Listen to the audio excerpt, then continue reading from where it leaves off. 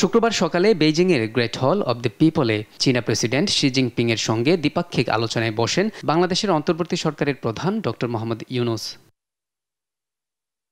বৈঠকে দুই দেশের মধ্যে দ্বিপাক্ষিক স্বার্থ সম্পর্কিত বিষয় নিয়ে আলোচনা হয়। এ সময় বাংলাদেশ ও চীনে শান্তি, সমৃদ্ধি এবং স্থিতিশীলতা প্রতিষ্ঠায় চীনকে আরও বৃহত্তর ভূমিকা রাখার আহ্বান জানান ড ইউনূস। এ সময় বাংলাদেশে অবস্থানরত রোহিঙ্গাদের মিয়ানমারে প্রত্যাবাসনে চীনের জোরালো ভূমিকার প্রত্যাশা ব্যক্ত করেন ড ইউনূস। বৈঠকে বাংলাদেশে বিনিয়োগ ও চীনা উৎপাদনকারী প্রতিষ্ঠানগুলোকে বাংলাদেশে স্থানান্তরকে চীন উৎসাহ দিবে বলে উল্লেখ করেন চীনা প্রেসিডেন্ট শি জিনপিং।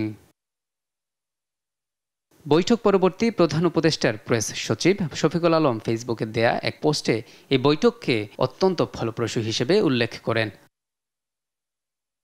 একই দিন বেইজিংয়ের দ্য প্রেসিডেন্সিয়াল হোটেলে চীনের বাণিজ্য সংস্থার ভাইস চেয়ারম্যান সহ ব্যবসায়ী নেতাদের সঙ্গে বিনিয়োগ সংলাপ করেন প্রধান উপদেষ্টা। এ সময় দুই দেশের বাণিজ্য ও অর্থনৈতিক সম্পর্ক উন্নয়নের লক্ষ্যে আলোচনা হয়। চীনের ব্যবসায়ীদের বাংলাদেশে বিনিয়োগের আহ্বান জানান ড ইউনূস। 4 দিনের চীন সফর শেষে শনিবার দেশে ফিরবেন প্রধান উপদেষ্টা। Mohammad Alauddin, news desk, this TV.